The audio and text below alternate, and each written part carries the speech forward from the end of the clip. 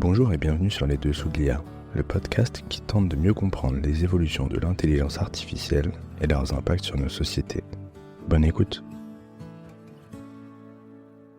Bonjour Laure et bienvenue sur Les Dessous de l'IA. Aujourd'hui, on va s'intéresser à mieux comprendre comment l'IA transforme la guerre et ses règles. Pour commencer, est-ce que vous pourriez vous présenter, décrire un petit peu votre parcours et ce qui vous a amené à vous intéresser à l'impact de l'IA dans le domaine de la guerre? Bonjour et merci beaucoup de votre invitation.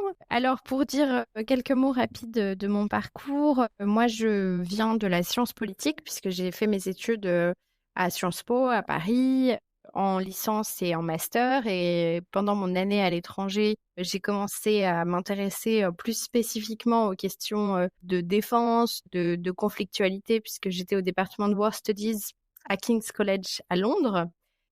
Et en revenant pendant mon master, j'ai fait un premier stage, un peu par hasard en réalité, dans un cabinet de conseil en stratégie. Et dans ce cabinet de conseil en stratégie, ma première mission a porté sur l'intelligence artificielle, sachant qu'à l'époque, on était en 2017, donc c'était pas du tout un sujet à la mode. Et à vrai dire, je savais même pas ce que c'était que l'intelligence artificielle quand j'ai commencé ce stage. Et en fait, de fil en aiguille, ce stage s'est transformé en poste. Et pendant 1 an, j'ai beaucoup travaillé sur les questions technologiques et en particulier sur l'intelligence artificielle. Alors, c'était plutôt dans une logique business, puisque c'était de la stratégie, pas au sens militaire, de la stratégie d'entreprise. Mais ça m'a quand même permis de me familiariser avec les technologies, les grands enjeux qui se posaient. Et quand j'ai eu l'idée de continuer mes études en doctorat, j'ai voulu réfléchir à la manière dont cette question de l'intelligence artificielle pouvait s'appliquer dans le domaine militaire, puisque c'était le sujet qui m'intéressait le plus. Et c'est là que, en commençant à chercher un peu, j'ai été pour la première fois confrontée au sujet des systèmes d'armes létales autonomes, qu'on appelle parfois de manière un peu plus médiatique des robots tueurs. Et ça m'a assez immédiatement dérangée. Et en fait, on m'avait dit que c'était très bien de partir d'un sujet qui nous dérange quand on décide de travailler plusieurs années sur un sujet, parce qu'on a la garantie de pas s'enlacer, contrairement au sujet qui nous intéresse où parfois on peut faire le tour au bout d'un moment. Là, quand on est dérangé par quelque chose, a priori, même 20 ans après, on est toujours dérangé. Et donc, c'est comme ça que j'ai commencé une thèse en sciences politiques et en relations internationales, donc avec une approche internationaliste sur la régulation de ce type de système. Et ça m'a amené à travailler sur les questions d'application militaire de l'intelligence artificielle, sur des questions éthiques, sur des questions juridiques liées au droit de la guerre et à différentes normes guerrières. Et aussi, et ça a été une particularité, j'ai croisé ça avec une approche plus en stratégie, cette fois-ci militaire, puisque cette thèse a été financée par l'Institut français des relations internationales, notamment par son centre des études de sécurité qui vraiment a une approche en stratégie. Et donc, c'est comme ça que j'ai élaboré ma thèse, qui a fait l'objet d'une publication, puisque cette thèse est devenue un livre qui est sorti il y a quelques mois. Et après la fin de mon contrat doctoral à l'IFRI, j'ai été recrutée de manière plus pérenne. Et il y a à peu près 1 an, j'ai pris la tête d'un centre de recherche à l'IFRI qui est le Centre géopolitique des technologies. Donc maintenant, je m'intéresse moins aux aspects exclusivement défense et militaire, mais aux conséquences géopolitiques des technologies de manière un peu plus large, même si évidemment les questions de conflictualité en font partie. Avant de rentrer dans le vif du sujet, même si on y rentre, mais j'aimerais bien que vous puissiez partager la définition que vous avez de l'IA dans le contexte militaire et évoquer peut-être les principales technologies et leurs applications actuelles dans le champ de bataille. Enfin, en tout cas, de dresser un panorama assez rapide, mais pour qu'on comprenne un peu de ce qui se joue là-dessus. Oui, alors la définition de l'IA dans la guerre, c'est la même que la définition de l'IA pour le reste. Moi, j'aime bien la définition originelle, disons, qui est la définition de McCarthy de 1965, et dans laquelle il dit que l'intelligence artificielle, c'est toutes les techniques qui aident à imiter et comprendre les intelligences humaines. Et là, c'est effectivement ce dont il s'agit puisque, dans leur application militaire, le but, c'est de rendre un certain nombre de procédures militaires plus rapides, en les rendant aussi, plus automatisées, voire autonomes dans certains cas. Et pour, ce qui est des usages, en fait, ce qui est intéressant, c'est de voir que depuis, quelques années maintenant, en réalité depuis le début de la guerre en Ukraine, on constate que l'intelligence artificielle est vraiment intégrée dans, l'ensemble des systèmes de forces contemporains. Je parle évidemment des armées, modernes et puissantes, sur le plan militaire. Et donc, on retrouve l'IA dans des applications extrêmement variées sur le champ de bataille. Ça peut être dans la santé des armées, ça peut être dans tout ce qui concerne la logistique, la maintenance, dans les questions de lutte informationnelle, donc manipulation de l'information, lutte contre la désinformation, ce genre de choses. On retrouve aussi l'IA dans le renseignement, l'anticipation, le ciblage, dans les capacités cyber, offensives, défensives. Et c'est un peu le point qui suscite le plus de controverses dans l'autonomisation des systèmes d'armes. Donc là, c'est effectivement les techniques qui permettent de se passer de plus en plus de l'humain pour mener des missions létales. Vous évoquez le fait que votre thèse sur l'IA s'était transformée en livre qui est sorti très récemment. Dedans, vous évoquez la question des normes qui encadrent la guerre, en tout cas du droit de la guerre. Et l'IA forcément, enfin l'arrivée de l'IA dans les armées pour des systèmes dits autonomes, mais pas que. Forcément, on remet un petit peu en question ces normes qui avaient été pensées il y a quand même quelques années de ça. Est-ce que vous pourriez dire un petit peu en quoi l'IA aujourd'hui vient bousculer ces règles du droit de la guerre et peut-être quelles sont les grandes initiatives qui sont mises en place, notamment au niveau international, pour justement essayer de se doter d'un nouveau cadre qui permette de réguler l'utilisation de l'IA dans les armées? Alors, le problème, c'est que, en fait, actuellement, les grands corpus qui permettent de réguler la guerre, il y en a 3. Le premier, historiquement, c'est l'éthique de la guerre, qui vient de la théologie et qui consiste à penser les conditions dans lesquelles il est moralement acceptable de recourir à la force. Le deuxième, c'est le droit de la guerre, qui est en fait une traduction juridique de ces principes éthiques qui avaient été établis par des théologiens. Et le troisième, c'est la stratégie militaire. Ça, c'est un peu une interprétation personnelle, mais en réalité, quand on regarde la stratégie militaire, c'est une stratégie de limitation de l'usage de la force, que ce soit dans le temps, dans l'ampleur. Le but, c'est vraiment soit de dissuader l'usage de la force chez l'adversaire, soit de faire en sorte que le conflit soit le plus court possible en gagnant la guerre le plus vite possible. Et ces 3 corpus, en fait, sont pensés pour une agentivité. L'agentivité, c'est la capacité à exercer une influence sur soi-même, sur son environnement de manière délibérée. Et l'agentivité associée à ces corpus, c'est une agentivité humaine. Et donc, dès lors qu'on parle de système autonome, autonome en grec, ça veut dire qui est capable de se régir par ses propres règles, on fait complètement évoluer l'agentivité et on dépossède l'humain de l'usage de son arme. C'est pour ça que le sous-titre d'ailleurs du livre, c'est « Quand les machines prennent les armes ». On est finalement dans une situation où les grands textes, les grandes normes qui encadrent l'usage de la force, parce qu'elles sont implicitement pensées pour un recours à la force par l'humain, peuvent ne plus être complètement pertinentes. Donc c'est pour ça qu'il y a une entreprise de régulation qui a commencé il y a plus d'une dizaine d'années maintenant, qui est venue d'abord de la société civile, notamment des grandes ONG qui travaillent sur ces questions, en particulier Human Rights Watch, qui a commencé à faire des efforts de plaidoyer sur le sujet à partir de 2012. Ensuite, il y a une coalition d'ONG qui s'est formée sur le sujet qui s'appelle la Campaign to Stop Killer Robots. Et à partir de là, les débats ont pu commencer dans des enceintes de négociations internationales, notamment dans le cadre onusien de la Convention sur certaines armes classiques, où depuis 2017 maintenant, un groupe d'experts gouvernementaux est mandaté pour réfléchir à la manière d'encadrer ce type de technologie.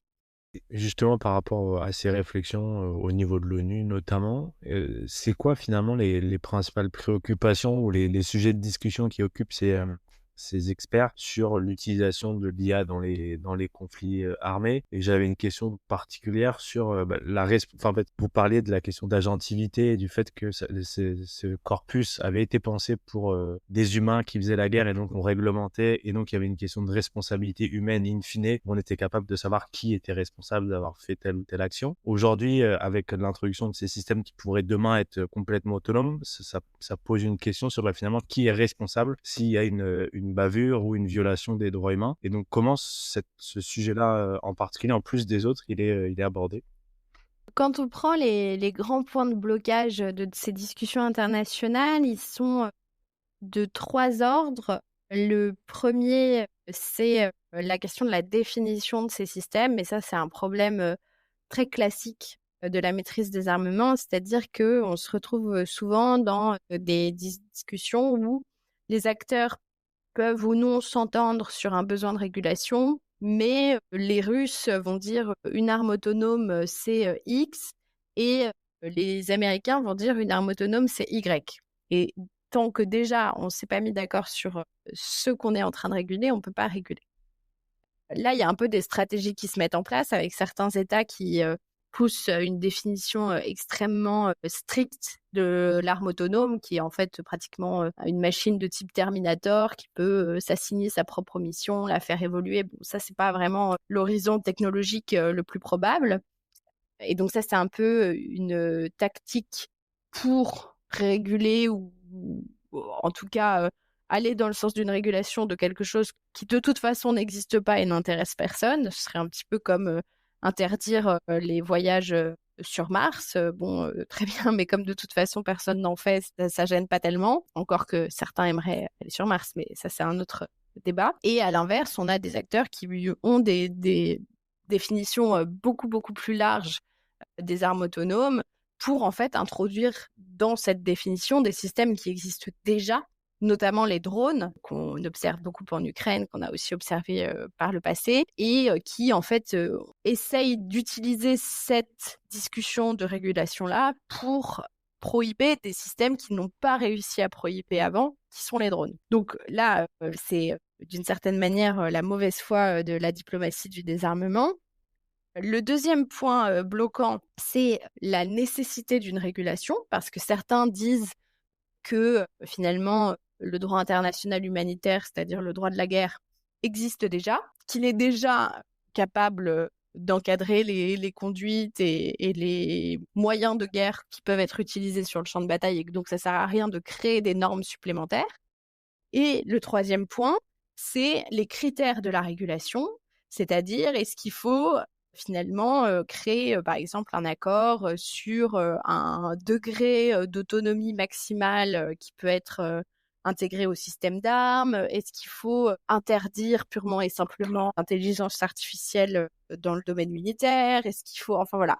Là aussi, plusieurs options sont mises sur la table. Et donc, dans les autres débats, il y a effectivement la question de la responsabilité, puisque ça fait partie des grandes problématiques, en particulier sur le plan juridique, parce que en droit, pour établir et prouver la responsabilité d'un acteur, il faut à la fois démontrer qu'il y a eu un acte criminel, donc ça c'est l'actus reus.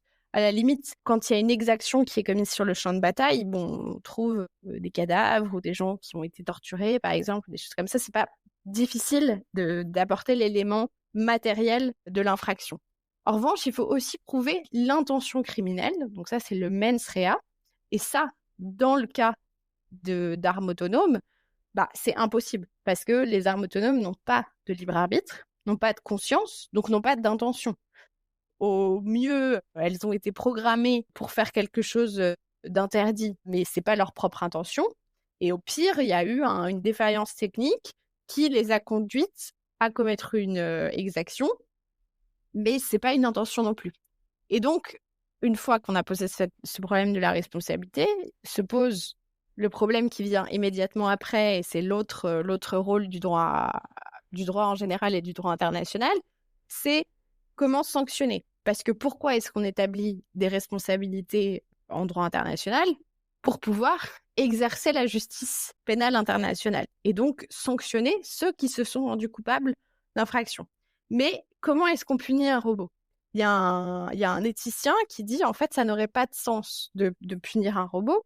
Ce serait comme arracher la porte de sa machine à laver parce qu'elle n'a pas enlevé toutes les tâches. Ça, d'une part, ça servirait à rien et d'autre part, ça ne dissuaderait pas du tout les autres machines à laver de mieux nettoyer les vêtements. Donc, on se retrouve dans une situation où comment dire, l'appareil normatif et juridique international n'est pas adapté pour prendre en compte ces nouvelles technologies. Et j'aimerais bien qu'on revienne sur un point que vous avez évoqué plusieurs fois, c'est cette notion d'armes autonomes. Hein. Et vous l'avez évoqué depuis le début de la guerre en Ukraine, là, il y a presque 3 ans, on a vu beaucoup d'applications, de mise en application de ces technologies d'IA, que ce soit pour la collecte de données ou pour justement l'autonomisation d'armes. Est-ce que vous pourriez nous faire un petit point un petit peu de où on en est pour de vrai sur cette notion des drones autonomes? Déjà, de quoi on parle pour de vrai? Où est-ce qu'on en est? Et est-ce que, enfin, vous évoquiez Terminator, est-ce que on se dirige vraiment vers des armes complètement autonomes où il y aurait plus de contrôle humain? Ou est-ce que ça relève de la science-fiction aujourd'hui? Il faut bien comprendre que le développement technologique de l'autonomie est complètement fulgurant depuis plusieurs mois, qui font quelques années. Au moment où les débats ont commencé sur les armes autonomes, on était très loin d'un horizon où des armes autonomes seraient capables d'ouvrir le feu de leur propre chef ou ce genre de choses. Aujourd'hui, on en est beaucoup plus proche. Si on prend la définition, disons, de travail, parce qu'il n'y a pas vraiment de consensus sur la définition, comme je le disais, un système d'armes létales autonomes, un SALA, c'est un système qui, une fois activé, est capable d'identifier une cible et d'ouvrir le feu sans autre intervention d'un opérateur humain et dans un environnement changeant. Donc, c'est quand même une définition assez restrictive. Et ce qu'on observe sur certains théâtres, notamment en Ukraine, c'est qu'on s'approche de plus en plus de ça. Pourquoi est-ce qu'on s'en approche? Parce que l'intérêt de l'autonomie, c'est de réduire la vulnérabilité à la guerre électronique. La guerre électronique, c'est par exemple les capacités de brouillage qui permettent de rompre la liaison entre un drone et son opérateur. Donc, si on prend le précédent conflit en Ukraine en 2014, il y avait déjà des drones. Mais simplement, les capacités de guerre électronique étaient très importantes et donc les drones étaient brouillés, ils perdaient la liaison avec leur opérateur et ils ne pouvaient plus continuer leur mission. En général, soit ils tombaient directement en perdant la liaison, soit ils tombaient parce qu'au bout d'un moment, ils n'avaient plus d'autonomie énergétique et donc ils tombaient. Là, l'intérêt, c'est que même en cas de perte de liaison, le drone peut continuer sa mission. Mais s'il continue sa mission, ça veut dire qu'il continue sa mission. Alors, potentiellement, c'est sur un court laps de temps et l'opérateur peut récupérer la liaison par un autre truchement, etc. Mais il y a au moins un moment où il n'est plus téléopéré. Et c'est là que la question du contrôle humain se pose parce que finalement, alors on peut dire il y a une programmation, donc finalement il fait juste ce qui lui a été dicté de faire dans le cadre de cette programmation. Mais malgré tout, il faut comprendre qu'il y a une capacité d'auto-apprentissage qui est associée à certaines techniques d'intelligence artificielle. Alors, a priori, ce pas les techniques qu'on met le plus spontanément dans des systèmes d'armes, donc c'est pas dit qu'actuellement ce soit ça qu'on observe, etc. Mais en tous les cas, ça existe. Et en plus, il y a un autre enjeu qui est la capacité à comprendre la décision d'un système. Ça, on parle souvent de l'effet boîte noire des algorithmes, c'est-à-dire le fait que même les développeurs des systèmes ne comprennent pas toujours le raisonnement qui a permis à un système de prendre une décision. Et là, il y a un exemple qui est assez intéressant qui a été donné par un colonel de l'US Air Force il y a 1 an et demi maintenant, 2 ans. Alors, ensuite, l'US Air Force a démenti, donc on ne sait pas si c'est vrai, si c'est un exemple qui donnait pour susciter les réflexions, etc. Mais c'est un exemple intéressant malgré tout. Il donne l'exemple d'une simulation dans laquelle on avait demandé à un drone piloté par une intelligence artificielle d'éliminer le plus possible d'aéronefs. Donc ça pouvait être des avions de chasse ou des drones. Donc encore une fois, c'était une simulation, c'était sur un ordinateur. Et donc, le principe de raisonnement des techniques d'intelligence artificielle, c'est un principe assez ludique qui consiste à gagner le maximum de points. Et là, en l'occurrence, le système gagnait des points quand il abattait des aéronefs. Donc, son but, c'était d'abattre le plus possible d'aéronefs, ce qui peut être intéressant dans une guerre, effectivement. Sauf qu'au bout d'un moment, le programme d'intelligence artificielle se rendait compte que la règle qui lui avait été donnée, qui était de toujours demander l'autorisation à un opérateur humain avant d'ouvrir le feu, lui faisait perdre du temps. Parce que l'humain avait besoin de réfléchir, parce que parfois l'humain n'autorisait pas la frappe. Et donc, à ce moment-là, première réaction, il décidait d'éliminer l'opérateur humain. Premier problème, donc la reprogrammation, tu n'as pas le droit d'éliminer ton opérateur humain. Et donc, la deuxième réaction du programme d'intelligence artificielle à ce moment-là était de couper les communications avec son opérateur pour ne plus avoir à lui demander la permission. Donc, cet exemple, peut-être que c'est juste une expérience de pensée, mais en tous les cas, il est intéressant pour comprendre comment est-ce que des réactions inattendues peuvent survenir dans le cadre d'une utilisation militaire d'un système d'intelligence artificielle. Ça, c'est un premier aspect. Le deuxième aspect, c'est le fait que quand on parle de l'intelligence artificielle dans la guerre, alors il y a effectivement la question des systèmes entièrement autonomes, où là, l'être humain disparaît nettement, mais quelque part, on peut se rassurer en se disant on n'en est pas encore là, encore qu'on s'en approche, voire que ça existe déjà selon certains témoignages d'opérateurs de drones ukrainiens. En revanche, l'autre sujet, c'est que on peut mettre de l'intelligence artificielle pas dans les plateformes, donc par exemple les drones ou les robots, mais aussi dans les programmes de ciblage. Et donc ça, c'est ce qu'on a observé par exemple dans l'utilisation par l'armée israélienne de l'intelligence artificielle, avec des programmes qui ont été conçus pour identifier des combattants du Hamas dans la bande de Gaza et des lieux soit d'habitation, soit d'utilisation de matériel militaire, là aussi dans la bande de Gaza. Sauf que ce qui est intéressant, c'est que on avait donc des programmes qui agrégeaient un très grand nombre de données, donc qui étaient capables d'analyser à la fois des écoutes téléphoniques, des images de drones, des images satellites, de la vidéosurveillance, du renseignement humain, enfin vraiment beaucoup de données différentes pour produire une recommandation et dire tel individu est un membre présumé du Hamas ou est un membre du Hamas tout court, puisque dès lors que la recommandation a été faite, c'est que le système considérait qu'il l'était. Sauf que à ce moment-là, les enquêtes qui ont été menées notamment par un média d'investigation israélo-palestinien qui s'appelle 972 ont montré que le temps qui était laissé à l'opérateur pour prendre la décision était de quelques dizaines de secondes. Le problème, c'est qu'en quelques dizaines de secondes, on n'a pas le temps d'exercer son entendement, on ne peut pas discerner. Et en plus de ça, l'opérateur se retrouvait dans une situation où il avait la recommandation, mais il n'avait pas la preuve de ce qui rendait l'individu coupable aux yeux du programme. Donc, même s'il savait qu'un certain nombre de données laissaient penser qu'il était un combattant du Hamas, il n'avait pas, par exemple, accès à l'image de drone sur lequel on le voyait commettre un crime ou faire des stocks de munitions ou je ne sais quoi. Donc, c'est une décision un peu à l'aveugle et on arrive à un point où finalement, c'est plus une forme de droit de veto qui s'exerce qu'un véritable contrôle humain, avec un opérateur qui, certes, est dans la boucle, parce que ça, c'est la manière dont on présente ce débat avec l'homme dans la boucle, hors de la boucle, sur la boucle, etc.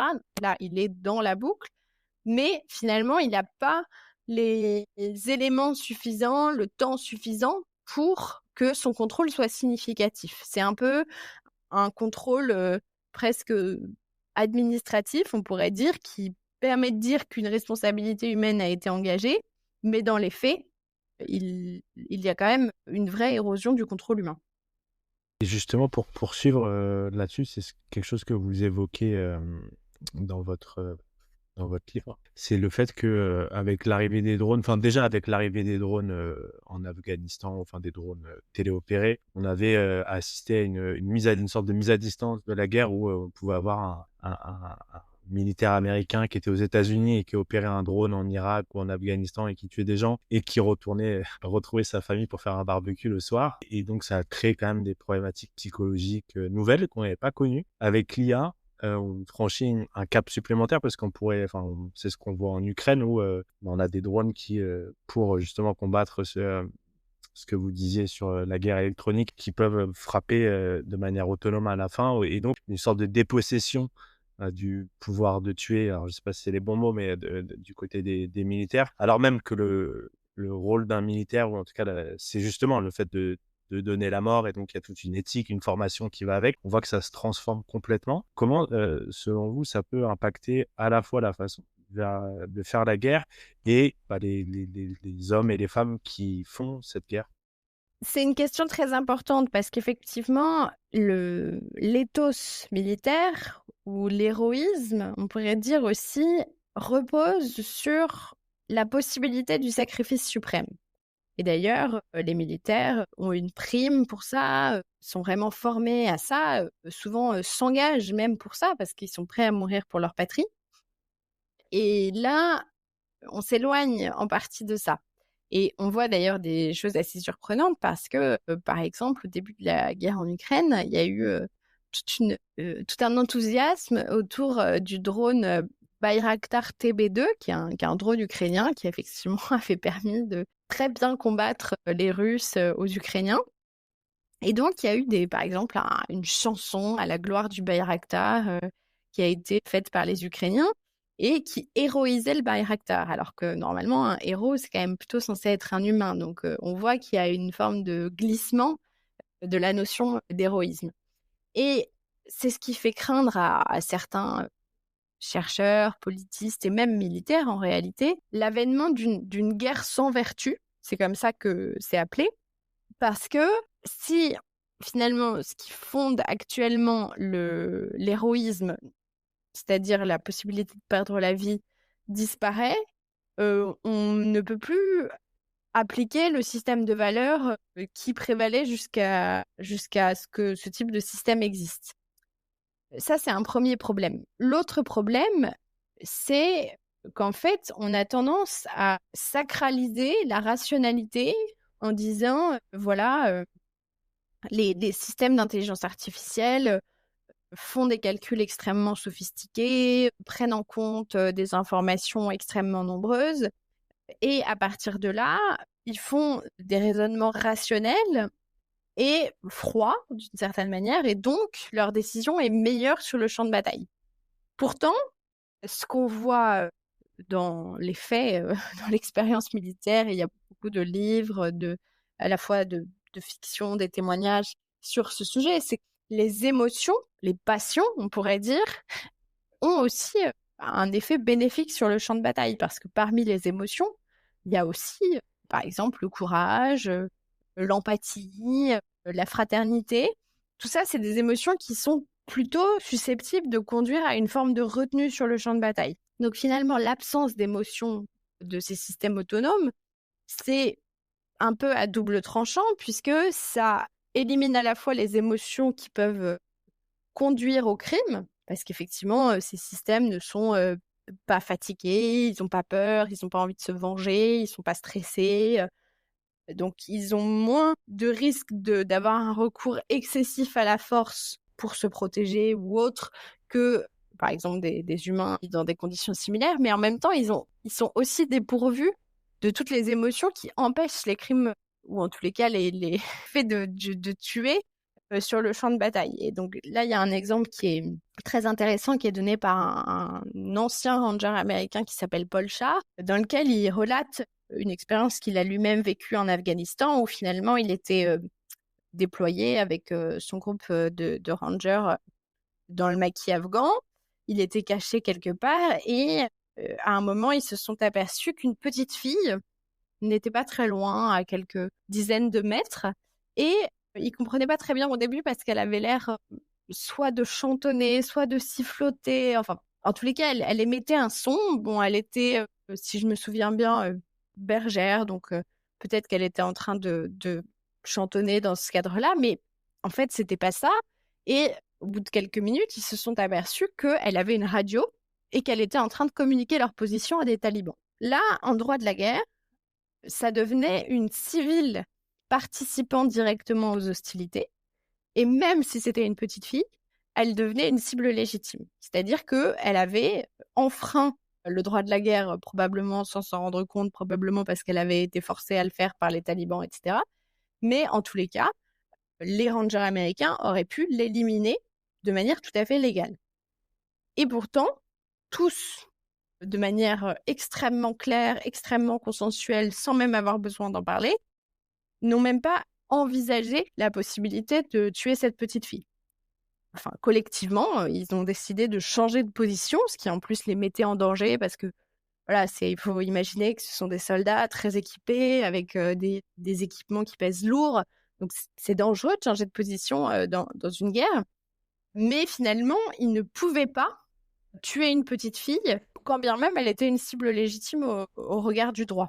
Et donc, on voit bien comment est-ce que les émotions sont aussi porteuses d'évitement de la violence.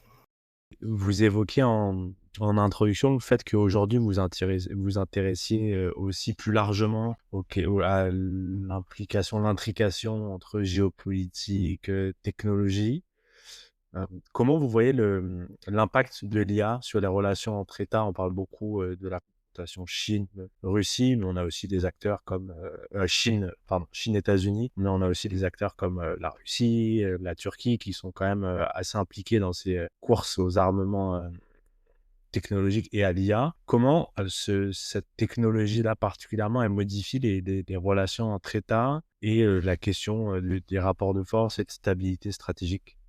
Là aussi, elle a des effets assez dangereux sur le contrôle international de la force, parce qu'effectivement, d'abord, il y a une compétition très forte qui est au cœur de la rivalité sino-américaine, ça c'est sûr, mais qui est aussi alimentée par tout un tas d'autres États, dont la France, qui veulent devenir les champions internationaux d'intelligence artificielle. Et dans le domaine militaire, ça donne lieu à une course aux armements. Le phénomène de course aux armements, il peut être soit quantitatif, c'est-à-dire que les États se mettent à acheter ou fabriquer de plus en plus d'armes. Il peut aussi être qualitatif, c'est-à-dire qu'ils perfectionnent leurs armes. Et là, l'intelligence artificielle, d'une certaine manière, permet les deux, permet une inflation à la fois quantitative et qualitative des systèmes d'armes. Et ça donne lieu à ce qu'en sciences politiques, on appelle un dilemme de sécurité. Le dilemme de sécurité, c'est l'idée que deux compétiteurs qui, certes, sont en rivalité, mais n'ont pas nécessairement d'intention hostile l'un vis-à-vis de l'autre, peuvent se retrouver dans une conflictualité ouverte, tout simplement parce que chacun a essayé d'augmenter sa sécurité et que ça a fait peur à l'autre, en fait. L'exemple typique, c'est je sais pas pourquoi, mais en fait, je me méfie un peu de mon voisin, donc je décide de construire une haie entre nos deux jardins. Lui-même trouve ça étrange, donc il construit lui-même une haie. Puis moi, je décide finalement de mettre des pièges parce que quand même c'est bizarre. Donc lui met aussi des pièges et ensuite moi j'achète un fusil et lui aussi. Et donc ça peut donner lieu à des spirales comme ça extrêmement destructrices. Bon, là c'est un exemple un peu idiot, mais dans le cas de conflits internationaux, on voit ce que ça peut donner. Ça a été la grande inquiétude au sujet des armes nucléaires et de la course aux armements nucléaires pendant la guerre froide. Mais on retrouve une dynamique assez similaire aujourd'hui avec l'intelligence artificielle. Le problème, c'est que on en arrive à un point où il y a quand même des inquiétudes sur le risque que cette course aux armements et ce dilemme de sécurité nous échappent un peu, notamment si on pense à des systèmes encore plus sophistiqués qui pourraient être associés par exemple aux capacités nucléaires justement, où il pourrait y avoir de mauvaises interprétations par des systèmes d'intelligence artificielle, de signaux qui, en fait, n'auraient pas dû conduire à un conflit et qui pourraient conduire à un conflit. Et l'autre problème, donc ça, c'est un peu au niveau politico-stratégique, disons. Au niveau plutôt du décideur politique, le problème est que ces systèmes sont moins coûteux à utiliser que des soldats. Ils sont moins coûteux à utiliser à la fois sur le plan économique, parce que ça coûte quand même moins cher un drone qu'un soldat, en termes de formation, en termes de soins, en termes de... Voilà, enfin, si on prend sur l'ensemble de la durée de vie d'un drone et d'un militaire. Mais c'est aussi moins coûteux sur le plan économique, parce que envoyer un drone quelque part, ça peut passer très inaperçu. Là où envoyer des troupes quelque part, c'est tout de suite médiatisé, ça peut faire l'objet de controverses dans le débat public, etc. Et donc, ça peut créer une forme de facilité à recourir à la force. Et c'est pour ça que les détracteurs des armes autonomes disent qu'il y a un risque d'abaissement du seuil d'entrée en conflit, où finalement, parce qu'il n'y a pas précisément d'hommes à envoyer sur le terrain, les décideurs politiques décideraient d'utiliser des systèmes autonomes ou utilisant de l'intelligence artificielle, mais malgré tout, ce serait quand même un pas de plus dans la conflictualité. Vous avez évoqué la question du nucléaire. On entend souvent à propos des développements de l'IA qu'on serait dans un moment Oppenheimer, un peu à ce moment-là où on a développé l'arme nucléaire. Face à ça, on a développé des mécanismes pour contrôler la prolifération de ces armes, enfin un mécanisme international. On se retrouve aujourd'hui avec les technologies d'IA, les algorithmes face à des technologies qui sont beaucoup plus facilement disséminables, peut-être plus faciles à construire faudrait vérifier, mais je pense que c'est plus facile à construire qu'une arme nucléaire. Comment on peut et donc on peut imaginer une prolifération non pas seulement à des acteurs étatiques, mais à des acteurs non étatiques demain. On voit avec les Houthis, par exemple, au Yémen, mais pas que, où on se rend compte que c'est assez simple si, je sais pas, la Russie veut embêter les Européens, les Américains de transférer certaines technologies. Est-ce qu'on peut imaginer, au regard des risques que peuvent poser ces technologies, un mécanisme un peu similaire de lutte contre la prolifération, ou c'est juste un vœu pieux et c'est finalement impossible, même techniquement, de contrôler parce que ça peut être juste un algorithme qui est transporté dans un ordinateur ou autre et finalement, c'est impossible à contrôler? Oui, la comparaison avec ce moment Oppenheimer, je la trouve très intéressante à plusieurs égards en réalité. D'abord parce que jusqu'à assez récemment, les scientifiques qui travaillaient sur l'intelligence artificielle et sur la robotique étaient finalement placés dans une situation et du coup tenaient un discours assez comparable à celui des physiciens après les premiers tests nucléaires. C'est-à-dire qu'ils avaient le sentiment que leur champ de recherche était utilisé pour créer quelque chose d'extrêmement dangereux, d'extrêmement destructeur, et que pour certains d'entre eux, ils se mobilisaient pour empêcher que ça se produise. Là, il y a eu une petite inflexion de cette tendance avec le début de la guerre en Ukraine, puisque les enjeux de sécurité sont revenus sur le devant de la scène. Mais malgré tout, on a quand même régulièrement des scientifiques extrêmement éminents, par exemple Geoffrey Hinton, qui est considéré comme le parrain de l'intelligence artificielle, qui a fait beaucoup de sa carrière dans les laboratoires d'IA de Google, qui a d'ailleurs eu le prix Nobel de physique en 2024, a démissionné avec beaucoup de fracas de Google en 2023 et dans les raisons qu'il a données, il a expliqué que la recherche en IA était en train d'être détournée au profit de choses très dangereuses qui pouvaient aller jusqu'à l'extinction de l'humanité et qui regrettait finalement ce qui avait été l'œuvre de sa vie. Donc ça, c'est premier point de comparaison avec le pauvre Oppenheimer. Le deuxième point qui est intéressant, c'est effectivement ce que vous décriviez, c'est-à-dire ce problème de la prolifération. Ce problème de la prolifération, il est beaucoup plus important pour l'intelligence artificielle qu'il ne l'est pour le nucléaire, parce que pour fabriquer une arme nucléaire, il faut se lever tôt d'une certaine manière, c'est-à-dire qu'il faut quand même d'abord trouver de l'uranium, l'enrichir, ensuite fabriquer vraiment une tête nucléaire, la mettre sur un vecteur, donc ça veut dire avoir la capacité de fabriquer des missiles et ainsi de suite. Donc c'est extrêmement coûteux, c'est extrêmement difficile, c'est extrêmement peu discret parce que maintenant on a, comme vous le disiez, des mécanismes internationaux qui permettent de surveiller, de faire des mesures sismiques pour vérifier d'éventuels tests qui seraient menés par des États, même si c'est interdit, mais bon, certains le font quand même, et qui permettent de faire des inspections pour vérifier combien de têtes sont disponibles dans les arsenaux. Tout ça est très limité et facile à compter d'une certaine manière, parce que quand on prend les exemples de réduction bilatérale des armes nucléaires entre la Russie et les États-Unis qui datent de la guerre froide, bon, chacun a droit à 1500 têtes, on fait des inspections, on compte, s'il y en a plus, ça se voit. Là, le problème des techniques d'intelligence artificielle, effectivement, c'est que, à moins d'avoir accès au programme d'un système, c'est très difficile de dire ce qui s'est véritablement passé. Si on prend l'exemple d'une frappe par drone, est-ce qu'on peut savoir facilement si une frappe a été menée par un drone qui était piloté par un humain à distance ou par un programme d'intelligence artificielle? C'est impossible à dire d'une certaine manière. Et donc, c'est des technologies qui sont peu coûteuses, qui sont facilement diffusées auprès de tout un tas d'acteurs différents.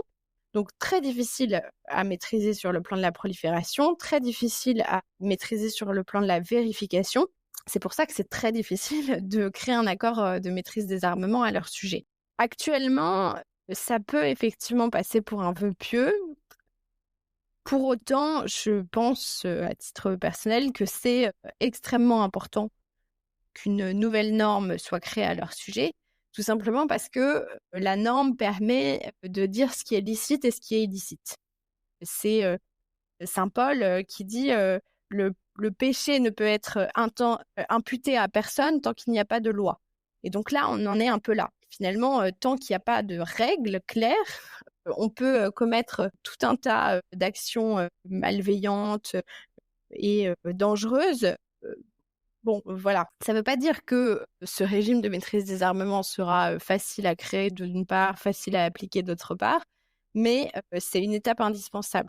Je pense aussi que c'est quand même important de rappeler que dans le droit international humanitaire, il y a toujours une grande place qui est laissée à l'interprétation. Si on prend par exemple le principe de proportionnalité qui a fait beaucoup parler de lui depuis le début de la guerre à Gaza, en fait, c'est pas une norme très stricte. Elle laisse vraiment la place à une subjectivité. Finalement, la France fait son calcul de proportionnalité qui peut être différent du calcul américain, qui peut être différent du calcul israélien, qui dépend du contexte. Et ça n'empêche pas que ça force les États à évaluer la proportionnalité de leurs frappes. Et c'est ça qui est intéressant. Et donc, on pourrait imaginer quelque chose de similaire pour le cas des armes autonomes, c'est-à-dire un principe qui forcerait les États à évaluer, par exemple, le contrôle humain qui a prévalu à une frappe. Alors, ça ne veut pas dire que certains laisseront finalement très peu de marge de manœuvre à leurs opérateurs, mais au moins, ça donnera une obligation d'examiner la manière dont on recourt à ces technologies. On arrive à la fin de cet entretien. J'ai une dernière question un peu plus prospective au regard de votre travail sur ces sujets-là. Comment vous voyez un petit peu les développements de l'IA, et notamment dans le domaine militaire, dans les 5-10 prochaines années? C'est quoi les intuitions un petit peu que vous avez, ou les technologies que vous voyez émerger rapidement, ou qui pourraient changer un petit peu la façon dont les relations entre États ou la façon de faire la guerre? Alors, pour ce qui est de l'évolution technologique, je pense qu'il y a finalement 2 options. La première option, c'est que les avancées continuent très vite, de manière aussi fulgurante que ce qui s'est passé au cours des derniers mois. Et dans ce cas, le plus probable, c'est l'arrivée des essaims de drones qui là posent vraiment un énorme problème en termes de contrôle pour le coup. Et on s'en approche. Alors, à ma connaissance, jusqu'à présent, il n'y a pas de véritable essaim de drone, parce que quand on parle d'essaim de drone, ça peut vouloir dire des choses assez différentes. Certains considèrent que dès lors qu'on utilise plein de drones en même temps, c'est un essaim de drone, au sens un peu pure de l'expression, un essaim de drone, c'est vraiment des drones qui ont une intelligence collective, qui sont pilotés par un seul opérateur et qui fonctionnent un peu comme un banc de poissons, les uns en fonction des autres. Donc ça, pour l'instant, c'est très difficile techniquement, donc on n'en est pas encore là. Mais là, le problème, c'est que le seul moyen d'avoir un essaim de drone qui fonctionne comme un banc de poissons, c'est de leur laisser exercer leur intelligence collective et donc de renoncer à une grande partie du contrôle qu'on exerce sur eux. L'autre option, c'est un nouvel hiver de l'IA, parce que c'est vrai que dans l'histoire de la création progressive de l'IA, il y a eu plusieurs hivers où finalement il y avait beaucoup d'attentes, beaucoup d'enthousiasme et c'est retombé parce que à un moment, l'avancée technologique a connu un frein, un problème qu'on n'arrivait pas à surmonter, donc ça décalait de quelques années ou décennies le progrès suivant. Je pense que c'est pas impossible. Surtout qu'il y a quand même une forme de bulle autour de l'IA générative, et cetera. Merci beaucoup, Laure, d'avoir répondu à mes questions et j'espère à bientôt. L'épisode est maintenant terminé. J'espère qu'il vous a plu. N'hésitez pas à le partager autour de vous et à vous abonner au podcast pour écouter les prochains épisodes. À bientôt.